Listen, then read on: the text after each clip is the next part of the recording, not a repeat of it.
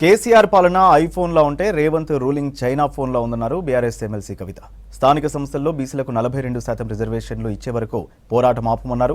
బీసీలను రేవంత్ రెడ్డి సర్కార్ తక్కువ చేసి చూపుతుందని మండిపడ్డారు. రాష్ట్రంలో 52% బీసీలున్నారని 2014లోనే కేసీఆర్ లెక్క తేల్చారన్నారు. ఉప ఎన్నిక వస్తే జగిత్యాలలో కాంగ్రెస్ అడ్రస్ లేకుండా పోతుందన్నారు కవిత. ఇవాళ బీసీల విషయంలో చూసినట్టయితే ఈ ప్రభుత్వం ఏం చేస్తుందో చూస్తున్నారు మీరు.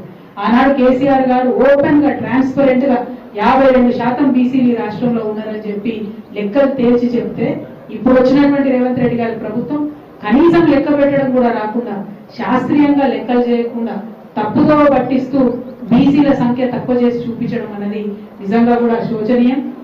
ఒక పక్క ఇదే తప్పు లెక్కలు తీసుకొని రాహుల్ గాంధీ గారు పార్లమెంటును తప్పుదో పెట్టే విషయంగా వారు మాట్లాడుతున్నటువంటి సందర్భాన్ని కూడా చూస్తున్నాం. ఇవన్నీ సంవత్సరంన్నర నుంచి బీసీ సంఘాలు అందరు కలిసి కొట్లాడుతూ ఉంటే ఇవాళ బీసీలకు సంబంధించి కులగణన పెట్టాల్సినటువంటి పరిస్థితి ప్రభుత్వానికి వచ్చింది. ఇప్పుడు ఒక కీలక దశలో ఉన్నాం. కులగణన చేసినామని చెప్తున్నారు. సరే, తప్పో ఒప్పో 46% ఉన్నాము. నువ్వు మాట ఏమి ఇచ్చినావు? 42% మేము రిజర్వేషన్ చేస్తాను. మొన్న అసెంబ్లీ పిలిచింది. మరి పిలిచినప్పుడు డైరెక్ట్ గా 42%కి బిల్లు పెట్టాలి కదా. బిల్లు పెట్టకుండా మళ్ళా ఒక స్టేట్మెంట్ అన్నారు. ఓకే, కులగణన ఇంతమంది ఉన్నారు అన్నాం. మరి కులాల వారీగా వివరాలు ఇవ్వడానికి ఈ ప్రభుత్వానికి ఎందుకు భయం అవుతున్నది?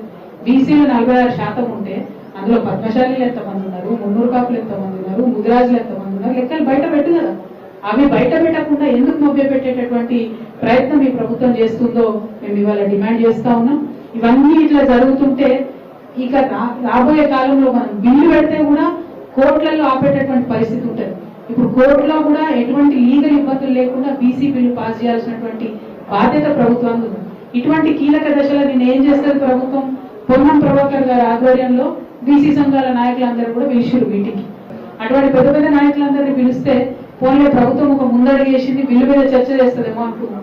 ఏం లేదు, ముఖ్యమంత్రి గారికి కనీసం ఆ మీటింగ్ ఉన్నట్టు కూడా తెలిసినట్టు మాకు అనిపిస్తలేదు.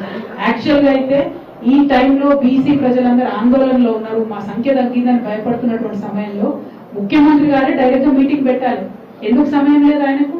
ఇప్పటికి 31 సార్లు ఢిల్లీకి పోవచ్చింది ముఖ్యమంత్రి గారు.